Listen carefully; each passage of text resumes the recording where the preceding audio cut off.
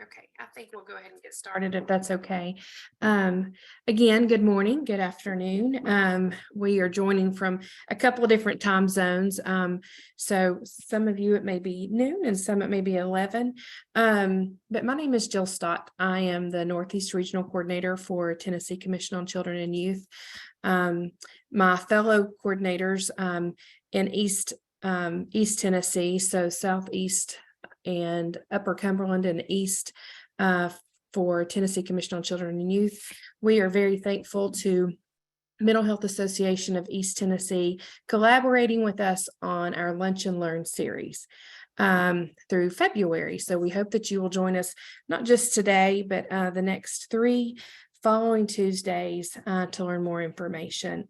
A couple of housekeeping items, just to let you know you are muted and your video is off. Please feel free to submit questions and answers as we go along in the Q&A. We will answer those at the end of the training. Again, we ask for you to add your name into the chat and where you're joining us from. Also, if you're joining with a group, please add their name and email so that we can make sure that they also receive a certificate for joining us today. This has been approved for 1 CEU for each training. So if you are a council member of one of the Northeast, Southeast, or Upper Cumberland or East councils, you can receive CEU credits, but anyone that's joining us can receive a participation certificate. And just to let you know, we are recording this, so we will be able to send out a link when we send out some other information as well. So once, please give us a little bit of time to get all of that together, but you will receive a link to the recording as well as your certificate and a PDF to the slides. So the slides will be made available and will come with your certificate and the link to the recording. We will also at the end post a link to for an evaluation, as well as a link to the upcoming trainings for the following 3 Tuesdays. To get us started, I would like to introduce our presenters. We have Ms. Casey Caudill and Sarah Miranda.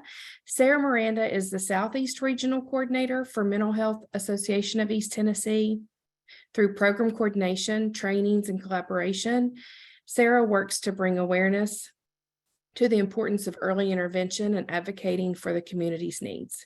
Sarah Miranda has been with Mental Health Association of East Tennessee since January of 2020 and covers over 10 counties in the southeast portion of the state.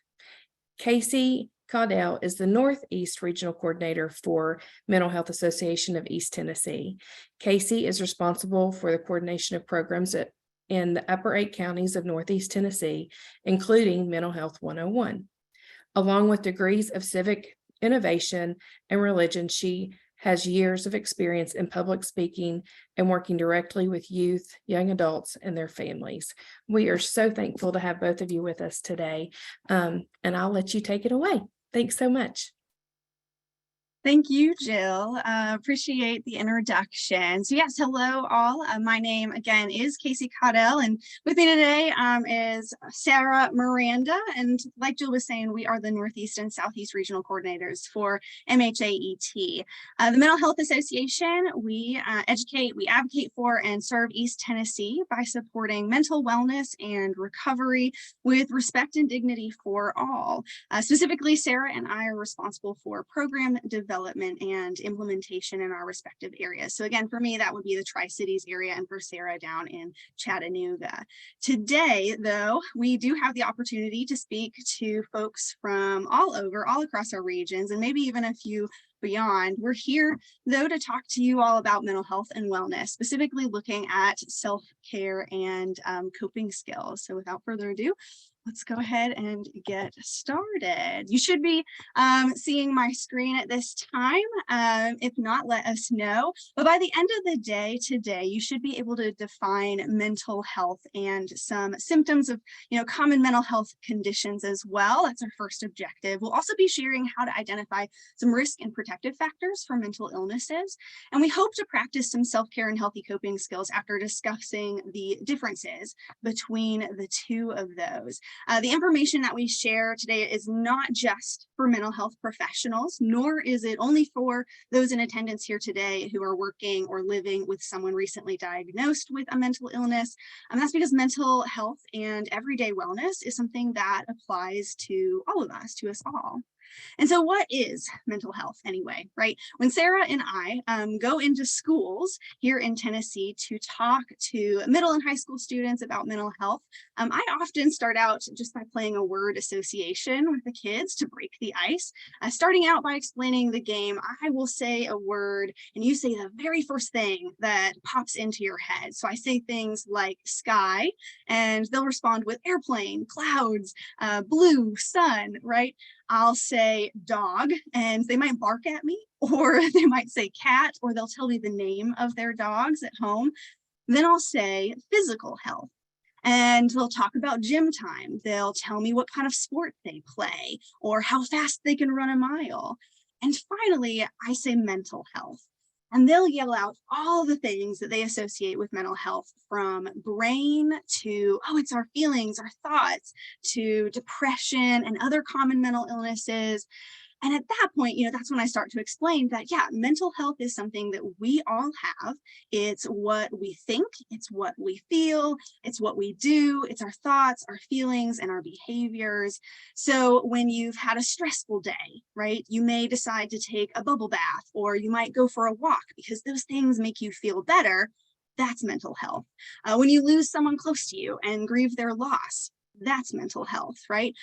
When everything is going really well, that's mental health too. And whether or not you are mentally healthy depends a lot on how you are feeling about your own mental health, the things that are going on in your life, and how you're dealing with them.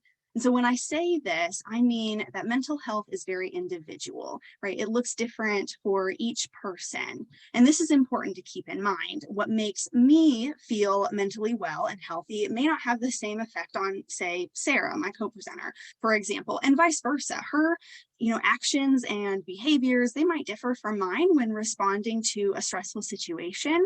And when choosing the best self-care and healthy coping routines for you, remember that some coping mechanisms won't help you deal with your emotions as well as others. And that's because everyone's mental health is different.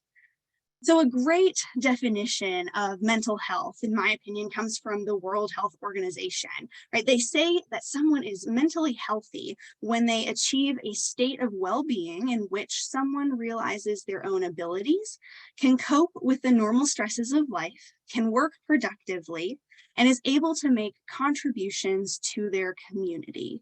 And this, I feel, is something we should always be working toward for ourselves and the people we care about. And why, you might ask? That's because half of all people will have a mental health diagnosis at some point during their life. So these are things like depression, anxiety, bipolar disorder, schizophrenia. And this number, I want you to know, does not include the number of people who will struggle with their mental health at some point, which is all of us. When things happen in our lives that may bring about a negative emotion, we just need to learn to be okay with not feeling okay. None of us can be happy every second of every day. Our emotions are a part of who we are. Even negative emotions have value and deserve to be recognized and treated with respect by yourself and by others, right? Negative emotions are just a natural part of life and contribute to the overall journey of growth that we're on each and every day. So we all will have problems in our life that challenge our ability to be happy and confident, and how we address and cope with those problems shows the strength of our mental health. I'm going to pass it on over to Sarah. She's going to talk a little bit about mental health conditions. Great. Thank you, Casey. So kind of how we just talked about mental health conditions, these are incredibly common. You or someone that you know more than likely has experienced one of these, has been diagnosed with one at some point in time. And sometimes this can be a startling fact for some of us because a lot of us are not aware of how much it truly has an impact on those around us. It can still be very uncomfortable to talk about these things and open up to one another about our experiences with mental health. So like Casey stated a moment ago, half of all people will experience this in their lifetime, with 1 in 5 people experiencing one every year. To cover a couple more statistics that may be interesting for you, 50% of all people who have a mental illness in their lifetime begin experiencing the symptoms of that illness by the age of 14, and 75% by the age of 24. A 2020 study by the Substance Abuse and Mental Health Services Administration revealed that 18 to 25-year-olds have the highest prevalence of mental illness, accounting for 30.6%. And another very concerning statistic has shown that only half of people who are diagnosed with mental illness end up receiving treatment.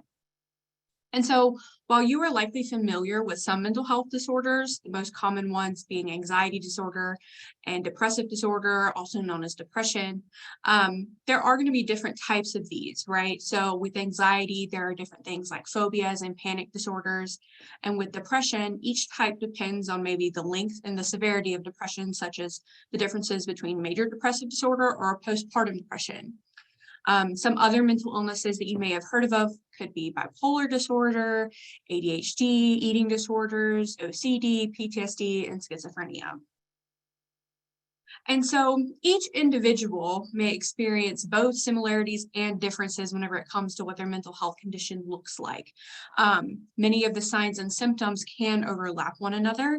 So whenever we look at these common signs and symptoms, please know that this information is not to diagnose any individual, but rather for us to learn what to look out for that could be potentially pointing to something concerning. We don't want people or ourselves to be struggling alone or without knowing what is going on with them. So knowing the common signs of a potential mental health concern can be the difference between thinking something is just normal and having to suffer in silence versus us understanding that things don't always have to be this hard because we can receive help.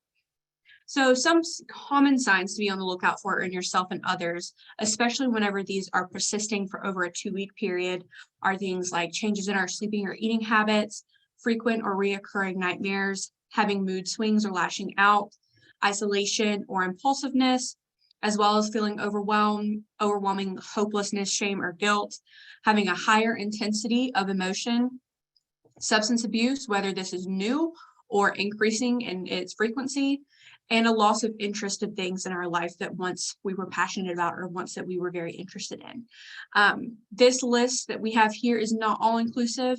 So remember that if someone is having any behavior that is new, intrusive, or long-lasting, it can be a sign that we need to look out for. It's important to keep in mind that rarely is a mental health condition the result of one singular event that has happened to us. Most of the time, there are going to be multiple factors that contribute to developing a mental illness, and some of which we're about to discuss. But ultimately, just remember that there's nothing wrong or broken about you or someone that you know that may have a mental illness.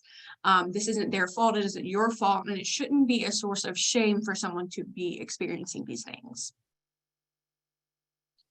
And so mental health conditions at their root are medical conditions that live in the brain. How well the brain operates depends on a couple of different primary factors, specifically genetics and the environment that we are surrounded by. So first and foremost, we will look at genetics. If someone has a relative that has a mental health condition, whether it's something they are currently dealing with or that they've dealt with in the past, the risk increases. We can't do anything about our own genetics, as many of us probably know, but we can address some of the environmental factors that we may be facing. So whenever we look at an environmental risk, acknowledge how you grew up and the environment in which you grew up in. This includes not just your family's history of mental illness or distress, but also the way they communicated with you, specifically about mental health, or in the ways they did not communicate with you about mental health. Stigma, or the negative belief about mental health, is an environmental risk factor. So growing up viewing mental health through a negative or non-existent lens will ultimately affect your mental health or your mental well-being, and therefore your willingness to get help whenever it is needed. It's also really important to be aware of the types of traumas that you've experienced and how those could be affecting your mental health in a negative way. So certain life situations known as adverse childhood experiences, or ACEs, can increase your risk. The more of these that we have, the higher risk that we have of not only having mental health issues, but it also increases suicide risk and decreases overall life expectancy. So ACEs can include events like abuse, neglect, and other types of household dysfunction like domestic violence, incarceration of a relative, divorce, or substance abuse. ACEs study have even expanded in most recent years, and there's a project known as the Philadelphia ACE Project that includes factors such as community violence, racism, and living in foster care as qualifying as an ACE. So trauma can include things that happen outside of a home as well, such as a natural disaster or bullying, even if those aren't officially counting as an ACE. And whenever someone experiences trauma, it triggers a stress response in the brain, and the persistent presence of stress chemicals can lead you to form unhealthy, disruptive, or addictive behaviors as a way of coping. So childhood and young adulthood is a really critical time for brain development.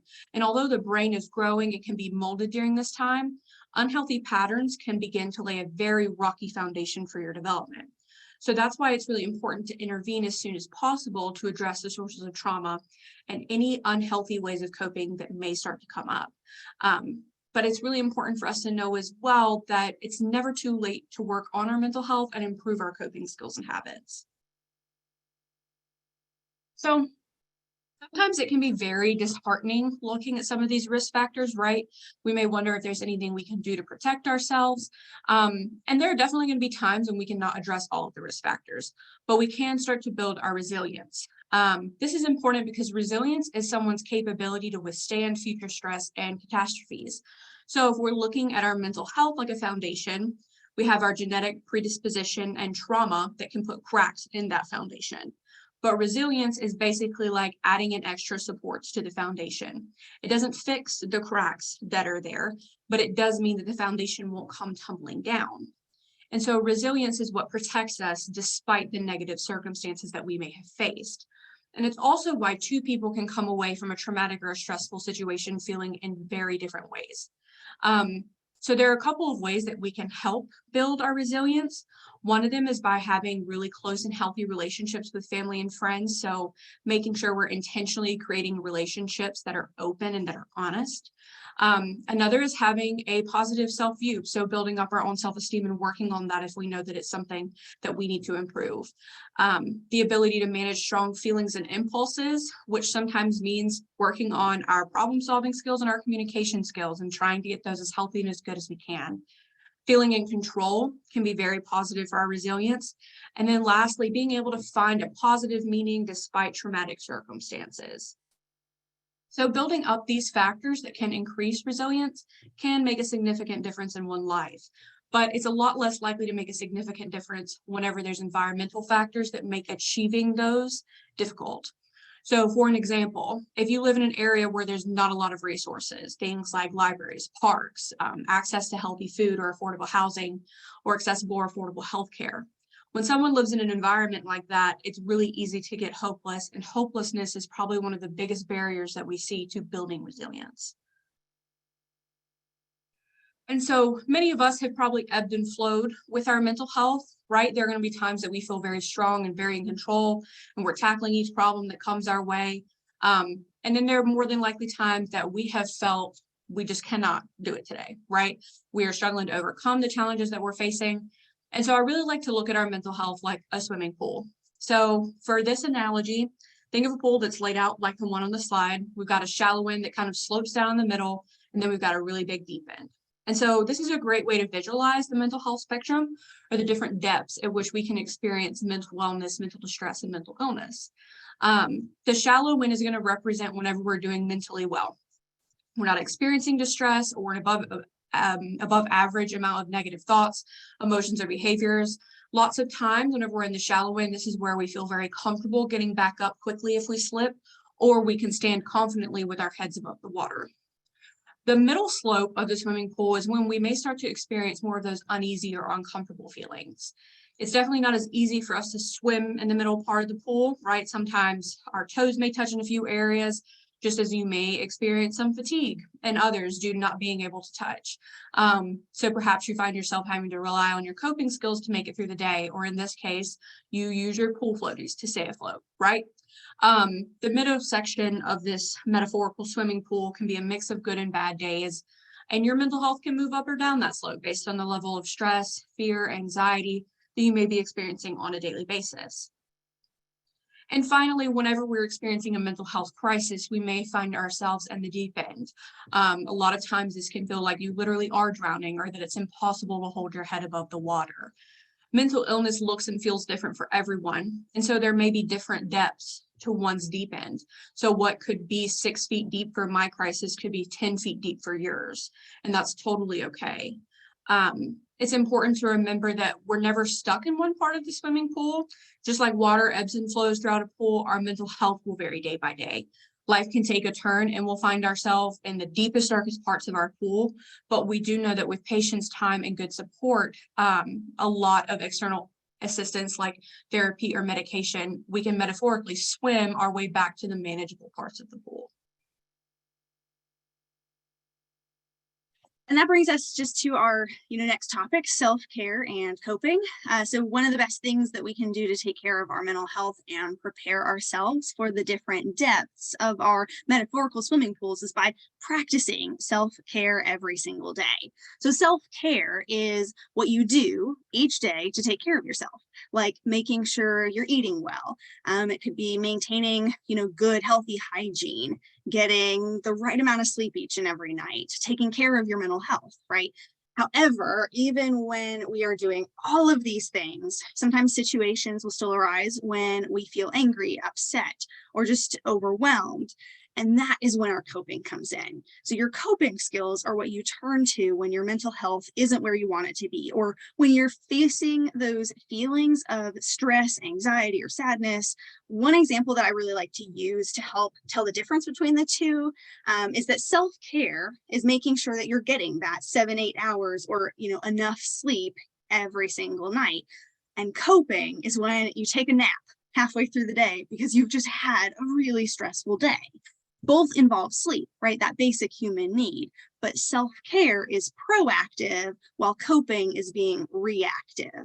So how long we experience those feelings and how we, move on from those moments and how we cope with them are all indicators of our mental health. So according to the Habits of Well-Being, self-care is looking out for ourselves, is enhancing our well-being, caring for ourselves in general. So think of self-care as, that example of putting on your oxygen mask first so that you can assist others, so that you can eliminate that stressor before it becomes one. Self-care is not about adding more to your to-do list, right? It's not just something more that you have to do, right? It is not an emergency response plan either, but it's about creating behaviors or healthy habits that you can do to nurture yourself, right? It's not selfish to practice self-care. It is about looking after yourself so that you can give your best and provide value to the world by living your purpose, by sharing your talents, by sharing your gifts. Also, according to the Habits, there are 8 areas of self-care, right? And so on the screen here, and in no particular order, there is emotional self-care, social self-care, spiritual, psychological, physical, environmental, financial, and professional. And while there are some habits that, primarily fit into one category or one of these areas, many self-care behaviors actually fit into many different areas, nurturing lots of aspects of our lives. So for example, like eating a nourishing lunch each day at work can apply to both our physical and our professional areas of self-care. It could be, saying no, right? Setting boundaries, learning just to delegate. This could be forms of emotional self-care, social, environmental, and professional self-care. Doing like a digital detox, stepping away from social media and stepping away from technology. These can be psychological, social, and environmental, and then choosing how and when to spend or save your money, like choosing to donate to a charity. Those are examples of, financial and spiritual self-care. And practicing self-care can also include integrating mental health into your daily life. So ultimately, self-care will set you up for success. Like, the example Sarah used, establishing that good foundation for you to build upon. And so at first glance, these action steps may not seem closely related to mental health, but everything that we do for any area of self-care will ultimately nourish our mental and emotional health. So that first one, right? Don't underestimate the importance of a good night's sleep. Having a healthy diet and getting regular exercise, making these things a priority can immediately improve your overall well-being in both your personal and your professional lives. The second says to create a consistent routine, just to the best of your ability. This could look like a weekly check-in with your team, or a daily reminder to take a 15-minute walk around the parking lot. At home, maybe it looks like having dinner, then reading a book and spending some free time to decompress before heading to bed. This can also include having a set bedtime each and every night. For everyone, but especially those that struggle with their mental health, routine is extremely comforting. The third is to plan intentional time with others, spending time with your team or your staff or in your personal lives, your family and your friends without the distraction of screens or other responsibilities can help you build a relationship of trust and notice when the folks in your life may be struggling or exhibiting warning signs. And then planning intentional alone time is also important. Schedule your alone time in a calendar as a reminder on your phone, or even write it on your forehead if you feel so inclined, right? That alone time can be a good time to process emotions, to decompress and gather your thoughts. It is very important that you communicate your alone time with others as well to avoid being pulled away via those distractions. And then switching gears a bit, what about coping skills? So to cope is to have strategies for emotional management. Coping skills or strategies can either be individual, so it's something that you do alone, or social with other people. Just like mental health looks different for everyone, coping strategies look different for everyone too. And so let me ask you all, what is it that you do to cope? When you feel distressing emotions or when you have uneasy thoughts, you probably have your go-to list of hobbies or activities. Go ahead and put a couple of those in the chat. I would love to know how you all, what you do to feel better, what you all do to help you regulate your emotions. Any brave souls. Oh, great. Journaling, walking outside, exercise, a hot bath, listening to audiobooks or reading. Ooh, somebody has a cat named Boris and they hang out with Boris. I love it. Yes, animals are a great source. These are great. Coloring, lots of listening to music, exercising, cleaning. Oh, these are great. Yes. Oh, this sounds wonderful. Yeah, so thank you all for sharing, and keep them coming. I love to see what everybody likes to do to cope. And many of these activities or hobbies that help regulate our emotions and will end up rerouting our behaviors as well. And so you can distract yourself by making something to eat. Some folks, said reading a book, listening to music, taking that bath or a hot shower. Maybe it's watching an episode of your favorite TV show, going to a concert or sporting event, right? These are other ways of coping that are healthy for our mental well-being as well. Another healthy coping skill is to set that exercise routine. So again, talking about routines, getting your body moving in a way that you enjoy. So like people have said, running, dancing, walking the dog, yoga, anything that releases that feel-good chemical in your brain, right? Those feel-good chemicals called endorphins. And another great way to practice healthy coping is just to have someone you trust that can provide support. We are not meant to go through everything alone in our life. So having that trusted person, no matter who that is to you, can help give you guidance when you feel lost or overwhelmed. Simply having someone to vent to when you feel overwhelmed can help you decompress. When building relationships with people in your support network, be intentional about setting those boundaries though, and stick to them. Identify and express how other people can behave around you so that you feel safe. Set expectations about how much alone time you need, and then prevents the negative self-talk and gossip. And be consistent by clearly communicating with others if they cross those boundaries or if they overstep. Coping skills can and should be easy habits to form. However, as we all know, some coping strategies are not as healthy for us as others. And when we participate in unhealthy coping skills, we can form bad habits. And bad habits can be difficult to break. And that is why having a strong support network is so very important. But I do also want to share with you all just several examples of unhealthy coping skills. So when we're stressed or overwhelmed, it can be easy to fall back on many of these strategies. Unfortunately, though, while they might provide a little relief in the moment, the long-term effects outweigh those in the short term. Procrastination, right? It's that number one on the list, is one of the most common bad habits formed to deal with stress, which many of us probably know only causes us more stress in the end. Some find solace in substance use, with prolonged use turning into misuse or abuse. Substance use can be both legal, illegal, and prescribed medications. Our mental and physical health also suffers when we don't get enough sleep or when we sleep too much. The same goes for over or under eating. And I'm guilty of this. When I get nervous, like before a large presentation, I have to intentionally remind myself, eat a healthy meal, eat at least 3 meals a day, right? Physically fighting with another person rather than using that energy to, say, like punch a pillow or a punching bag can cause us more than just physical pain. Like gossiping or using patronizing or condescending language, it can cause social and emotional pain too. And on the right side are several other examples you can see of coping skills that aren't good for our mental health. So isolating yourself from others. Remember, we aren't meant to go through life alone. Self-criticism is something different than self-awareness. So you can be self-aware without being so critical that it harms your psychological self.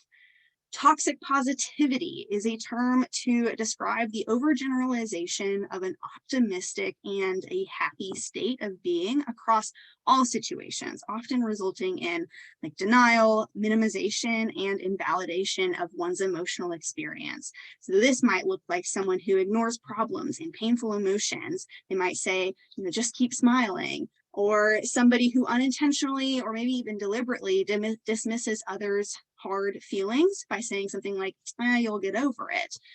They might feel guilty for being sad or angry, or somebody who compares the situation with someone else who might have it worse, right? Doom scrolling is another, also known as doom surfing, is constantly scrolling through social media or the internet to keep up with the news, even when the news is bad. It often sends your mind racing and can lead to burnout. Gambling or retail therapy in excess adds to financial strain and stress, and self-harm or intentional harm to your physical body. Self-harm, like many of the strategies listed here, can become like an addiction, an unhealthy habit that is hard to break.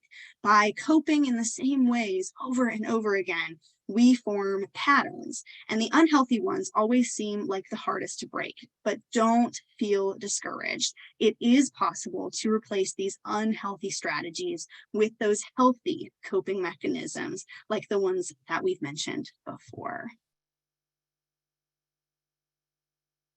So we're going to take a couple of minutes to practice a healthy coping skill. And maybe something that could be a great replacement to some of those unhealthy strategies that Casey just went over. A lot of us have heard of mindfulness. Mindfulness is when we focus fully on what we're experiencing in the moment. It is important in helping us to manage our thoughts and emotions, and can give us power over how we react to different situations, even the ones that are very difficult. Mindfulness is our time to reflect on our emotions and to learn more about ourselves and what it is exactly that we're needing in that moment. That's why it is so important to incorporate mindfulness into your day-to-day life as a form of self-care and or a form of coping for us. A lot of times whenever we hear mindfulness, we may think of meditation or breathing exercises. This is when we're focusing on relaxing our mind and centering ourselves, very similar to meditation. Okay, so it's important for us to know, though, that while mindfulness and meditation are very similar, one is not necessary for the other. And so it can be very helpful to start by trying a breathing exercises or a guided meditation online if you've never done one before. But we can be mindful through doing different things like journaling, writing out our thoughts, our feelings, our experiences to help us process what we are going through the moment, or through meditation.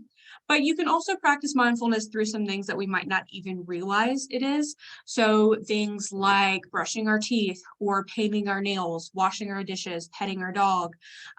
Mindfulness, essentially what it's going to do is naturally increase our gratitude in our lives. And our gratitude is a great way to combat negative emotions and feelings that come about whenever we're struggling.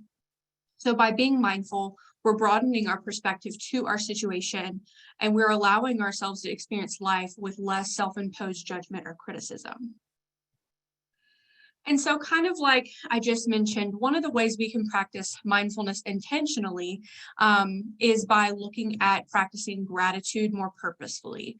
So we're going to do this activity together and then share our responses in the chat. And it looks like we're pretty good on time. So here on the slide, I have a prompt from a gratitude journal that I found online. And what I want you each to do is take the next 3 to 5 minutes, and we are going to fill out the questions on the screen. So you can feel free to do this on the Notes app in your phone, on your computer somewhere, you can type it out, or if you have a piece of paper, you can write it out. And whenever you finish, what I would love is to get some people to add their responses in the chat to share with the group. And so I'll go ahead and kind of like set a timer. For let's do 4 minutes, and I'm also going to work on answering some of these myself. And so, yeah, once you have an answer or two that you want to share in the chat, feel free to go ahead and do so.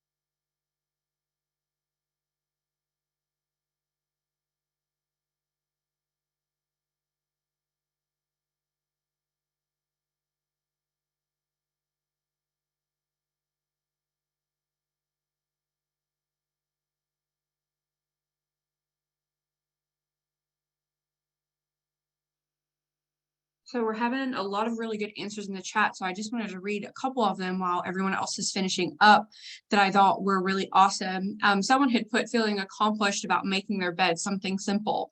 but that counts, right? Sometimes it's the last thing you want to do is make your bed in the morning. And that's a really good point to make. Sometimes these things that we may be putting on our list may seem really, really small. But a lot of times whenever we're needing to be intentional about these things, they're going to be day to day. And sometimes they're going to be small things, and that's perfectly fine. We had a lot of people put great people that they are grateful for in their lives, like their husbands, their children, people that they have in their support system and at their jobs.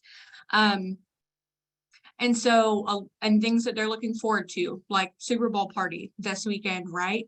And so we've got a lot of really great answers in the chat, and I feel grateful being able to read them because they make me happy. And so sometimes we do need to spend more effort making this a habit, right? Because it can be really easy for us to get bogged down in everything we have to do, that we can pretty quickly start looking over some of these things. But for some of us, answering questions like this may come more easily. Some of us, it might not be very easy for us to come up with these answers. No matter which category you fall into, doing these simple practices can help you become more present during the times of challenges that we're inevitably going to be facing. And so sometimes whenever we are trying to keep up with our self-care, or we are trying to have these healthy coping skills, we're going to run into times where it isn't enough. It's important for us to remember that our journey isn't ending when self-care and coping aren't necessarily working. First of all, it's really good to remind yourself to have grace during this time. Getting healthier in any aspect of our life, but especially our mental health, takes time, dedication, and knowing that even whenever we slip up or we fall into old habits, it doesn't mean that you have failed. There are going to be times in a coping skill that used to be your go-to, that worked really well, might not work anymore. And that's okay. It could just be time for us to be trying something new.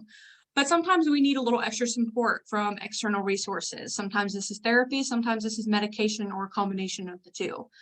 This may be something you do for a few months, or something that you work on for even a few years. It looks different for everyone. We all have separate needs and wants for whenever it comes to getting better. And so to learn kind of more about that, on February 21st, 2 weeks from today, my colleagues Caitlin Inslee and Zanae Cummings are going to be leading a session on navigating the mental health system. So they'll be explaining the different types of mental health treatment and professionals, steps to getting a therapy appointment, and some basic medication information. Yeah, and listed here are some additional resources for you all to review if you have any questions that we're not going to be able to, answer today. But at this time, if you all do have any questions, please start putting those in that Q&A, and we'll get to answering those in a second. Some of the resources I did want to highlight is, of course, our website, www.mhaet.com. Our phone number is listed there as well. Also listed on this slide is SAMHSA's website, or the Substance Abuse and Mental Health Services Administration. Mental Health America's website is there as well. We are an affiliate of Mental Health America. And then the National Alliance on Mental Illness, also known as NAMI. You may be familiar with them as well. So like Sarah was saying, in 2 weeks, we do have another session coming up. But if you're interested in learning how to identify signs and symptoms of mental illness in youth, join Sarah and I next week, next Tuesday, same time, same place, during our presentation of Typical or Troubled. The links to register for those, if you have not already done so, are being posted in the chat. In 3 weeks, on February 28th, Jeanne will also be presenting again, specifically though this time on improving workplace culture and mental health. On the screen, you'll see there's a QR code, and then there's also a link. Please tell us how we did today. Just taking a short evaluation of this webinar. Scan that QR code with your phone on the left of the screen, right, or visit the website that is listed there. And at this time, we will be taking some questions sent into that Q&A. Any questions? And I'll kind of throw it back to Jill. Jill, if you've seen any questions come through at this time. Or Sarah, anybody?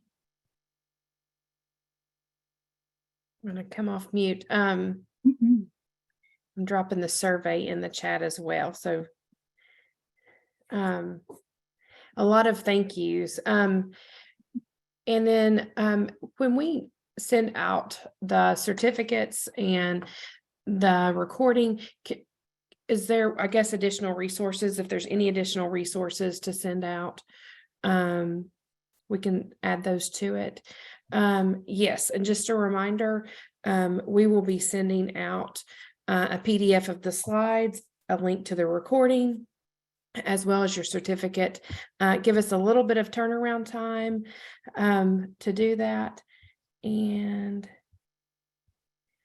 a lot of thank yous. Well, thank you. A lot of thank yous. Great presentation. Easy to listen to. I agree. Both fantastic presenters. Any resources for flipping from procrastination as a coping strategy? If there are any of those. I already am unmuted. Any resources for flipping procrastination? Whew, that is a tough one. Sarah, if you feel free to jump in at any time. So procrastination, right? If we break it down, right, what is it? Usually it is being stressed or feeling overwhelmed and pushing off those responsibilities or those tasks, right? One of the things that we actually talk to when Sarah and I and some of our mental health educators go into schools and we talk to youth about is creating lists, right? Specifically, we talk to them about like creating self-care small goals, but creating those small goals, taking baby steps, right? And being proud of the little things, celebrating those small accomplishments would be just that simple, great, like a replacement strategy. So creating that small or that short list, maybe 5 things to do, 5 steps to take to, I guess, achieve those goals, whatever those goals might be that you are procrastinating on, I would say is one. Sarah, do you have anything else to add? Yeah, I think a great one as well. Because I'm a person, I'm really list heavy. It really helps me organize my life. But I also know that sometimes even too, if I get too big of a list, that can also be daunting. And then I just like completely abandon it. So what has been very effective for me is sometimes with procrastination, a really large goal, kind of like Casey said, I would break it down into the small steps that you have to achieve in order to achieve the goal. And so sometimes even if that's as something as small as like sending an email back, I would put that on my list, respond to this person. That way I could feel like I accomplished at least a part of it. And sometimes that might help you get into a better habit. So while you might not be able to complete it all at once, or even complete half of it at once, if you're even completing a fraction of it at a time, eventually that's going to build on top of each other. And so I found that breaking it down into really small steps, whenever I have something that I am just completely trying to avoid, can be very beneficial. Mm-hmm. Mm-hmm. That's excellent. I sometimes have to put things I've already done on my to-do list just to mark them off to help me get a little motivated. Thank you. What if you find yourself coping daily? Coping is a healthy way, but you have been doing it for months. Is that a problem? No, not a problem at all.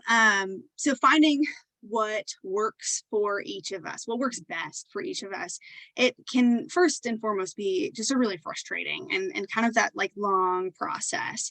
But I think that whatever it is that you're doing, as long as it is working, as long as you are, well, yes, coping in a healthy way, it is working, it is taking away some of that stress or some of that, frustration, and making sure that you're not just coping, but making sure that you are practicing self-care as well and integrating those daily things into your routine, I think is very important. However, if coping is not working, if you've been doing it for months and months and you feel like nothing is changing, then at that point you might want to seek out professional help, like therapy or medication.